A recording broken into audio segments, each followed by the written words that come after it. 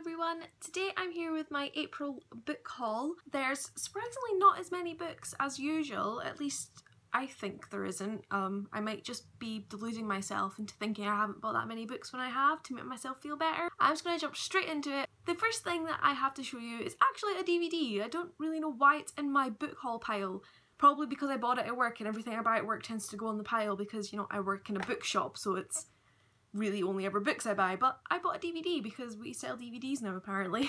So I bought Hamlet. This is the Royal Shakespeare Company production of Hamlet, featuring David Tennant, which is kind of why I bought it. I have no idea what Hamlet's about. Apparently it's like The Lion King. You're not here to see DVDs, so. The first book that I picked up in April was The Walls Around Us by Zuma. I'm sorry. Gosh, it was a while back since I bought this. I was in the Princess Street branch of Waterstones and I was browsing as you do in a bookshop, and the spine caught my eye. It's probably because it's a slightly bigger, well, yeah, it's slightly taller and longer than other books, so it's stuck out of the shelf. It's about, I believe it's 3 girls whose lives end up intertwining, and there's a bit of mystery about it. I'm holding it way off camera, that's really helpful. One of them is in a juvenile detention centre. For what, I don't know, possibly something to do with the other girl or girls, because there's one girl, the third girl holds a key to unlocking all of their dark mysteries. I have no idea. It was published last year, so it's a fairly new book, but it's not one that I've heard of. It's obviously just one of those books that published and no one cared about as such. So I'll be interested to see what I think of this and what it's like, but I haven't counted my TBR in a while, but I know it's around about the 200 mark. I then picked up a non-fiction book. I was unboxing the totes, they're called totes, the delivery boxes, doesn't matter. So I was unpacking a delivery at work and about 5 copies of this book came out, and when you see the cover you'll understand why it sort of took my eye and everything. And it's quite humorous, the title and the cover, and I was just like, oh, okay. But reading the back it just sounds kind of inspiring, I suppose. So I grabbed a copy of Letters to My Fanny by Healy. It's a ridiculous title. The fact that her first name is Cherry and it's about her fanny is a little bit ironic. That bit of paper is brilliant. So yeah, bright pink with a great title. It completely caught my eye. But it is essentially that. Although she in the book, Cherry writes letters to her entire body. Like from her head to her stomach to her feet. Because she was like, as she says here, I spent most of my life hating my body. I forced it to survive on a diet of ham, squeezed it into asphyxiating support pants, accidentally cut my delicate area while trimming my lady garden. But now I've realised that it deserves some well overdue TLC. It's supposed to be really funny as well, so yay. Sorry, there's like a helicopter flying above my house. Don't know why, looks like a police one. Maybe they're here to arrest me, I don't know. I picked up a copy of I Whatevered, A Note of Madness by Tabitha Zuma, and I was drawn to it because the main character is called Flynn and he is a student at the Royal College of Music, so he's a musician. As it says here, he's been put forward for the opportunity of a lifetime concert and he's got great friends, but beneath the surface he's falling apart. So it deals with mental health issues. On a good day he feels full of energy and life, but on a bad day being alive is worse than being dead. So yeah, I think it's probably depression. And apparently from what I've heard it deals with it really well, so it'll be interesting to give it a shot. It's got a very interesting cover. This is the sort of cover that I love. I mean, I would rather this guy wasn't on it, but you know, it's just simple and I love it. Meh, shimmying on. That's what I should do. I should just dance the book out and start on the next one. Every week at Waterstones we have a new book club title. So from Sunday to Saturday there's one book that we sort of hype up, I suppose. We have highlighted and we try and sell, obviously. And one week in April that book was The Loony by Andrew Michael Healy. I don't know why I found that difficult to read. This was in the clearance because it's an older edition. It's got like the flaps and it's slightly bigger than a normal paperback, and I like bigger books, so. They don't really give you much away about this book in the synopsis. All I know of it is that there are 2 brothers. One is very dependent on the other, and they spend time in a place that I believe is called the Loony. And then like 20 years later, I think one of the brothers is dead or something like that. Or at least the dependent brother is no longer dependent on the other, and there's a big mystery and it just doesn't tell you anything about it. One of my colleagues was reading it, well, he's finished it, and he said to me that it was very strange and kind of ominous, and the night that he finished it, he put up on Facebook, like, I'm not sure I want to go to sleep now. And he did say that he had some strange dreams, like nothing scary, but just strange. So there's a lot of mystery surrounding this book. It's not something I normally pick up. And to be completely honest, it's the sort of thing that I don't know when or if I will actually read it, but I really want to know what's happened. The one book out of the 6 that I bought that I've actually heard of before, like that has been hyped up and that I've been excited about, that I bought was That Made No Sense. Whatever. So I grabbed Illuminate by Amy Kaufman and Jay Kristoff. Pretty much everyone has this and knows about it.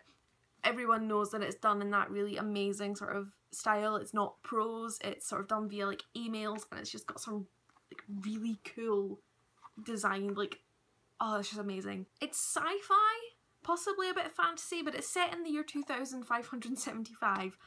Basically 2 big corporations are having a war over, I think it's an ice planet or something, but they don't realise, at least I don't think they realise there's inhabitants on it. Either they don't know or they don't care, and then everyone on the planet's got to like try and escape or whatever.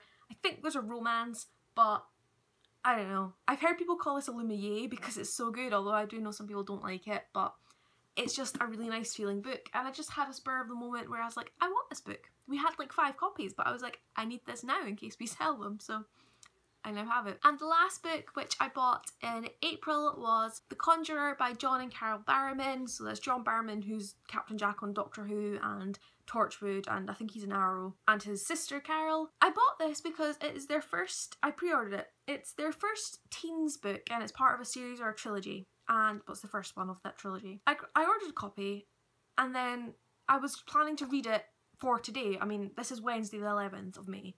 This will probably be going up after this day. Today at 5 o'clock, John and Carol are doing a signing in Waterstones on Princess Street. So I asked for the day off so I could go along to the signing, and then I started to read the book and I was very confused. I didn't quite understand what was happening. And then I read someone's review on Goodreads who said that because John and Carol have done a 9 to 12 trilogy or CDs, and the first one's Hollow Earth. Now obviously with it being in a completely different age category, the book should probably not be related, and that's what I've heard. I've heard they're completely separate. But the person on the Goodreads review stated that the book is confusing, and he imagines if you haven't read Hollow Earth it'll be even more confusing because there's things that are relevant to it, or there's characters that crop up and you don't get as much backstory in them. So basically, because I haven't read the other books, I can't get as much out of this as I would if I had, if that makes any sense. I've decided to not read this until I get my hands on Hollow Earth and whatever the other ones are called. It now means I'm probably not going to go to the signing. So that was all of the books that I bought in April. However, I did walk into work one day and this was waiting for me. I've already opened it because when a big package like this has your name on it, I'm just like flashing my work's address, I don't really care. I've probably said where it is 1,000 times. So Pan Macmillan were really kind and out of the blue sent me 4 books, 2 of which I don't really care much for, but you know, luck of the draw. They send you, I mean, they sent me a really good little selection. So The Mighty Dynamo by Kieran Crowley, and it's a football book, which really isn't up my street. It's probably, I think it'll be 9 to 12, yeah, it looks like a 9 to 12, it's a bit chunky for anything else. And it's about a boy who longs to be a professional football player, then he ends up getting banned from his school team from something he didn't do. He's just got to find a way to enter the contest. Another one that they sent me that I don't really care much for is Kill the Boy Band by Goldie Moldavsky. This is something that would have highly appealed to me as a 13-year-old when I was obsessed with the Jonas Brothers. And at that time as well obsessed with Justin Bieber. Probably could still argue I'm obsessed with Justin Bieber, but you know. It's essentially about fangirls. Definitely the sort of thing I can imagine like 12, 13-year-olds who are obsessed with One Direction or whatever grabbing a copy of. The next 2 books I'm thoroughly excited about. They sent me The Square Root of Summer by Harriet Rooter Hapgood.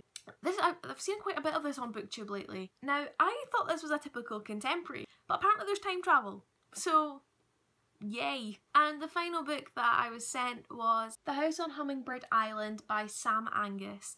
This sounds absolutely gorgeous. It's about a 12-year-old girl who ends up inheriting this like mansion on an island, and she just fills it with animals. Like there's turtles in the bathroom and just animals everywhere. and it just sounds gorgeous. It sounds like the sort of thing that I would have loved as a kid, and I'm just waiting for the perfect time to read this. Like, I don't know, like I kind of want to go away on holiday, like to like a little seaside town. I live in a seaside town, but you know, maybe go away, or even like go away in a caravan for a weekend or whatever and just read this there, because it just seems ideal. So thank you to Pat Macmillan for those books, and I will need to try and read them and review them for you, but as I said, there's a lot of books back there. So that's all the books I have to show you today, guys. I really hope you enjoyed the video, and as usual, if you have read any of the books that I've shown below, if you've read any of the books that I've shown, please let me know your opinions on them and what you thought, if there's any that I absolutely have to read soon. And yeah, I will see you guys very shortly with something. I haven't thought that far. I hope you guys are all doing well, and I will see you very soon. Bye!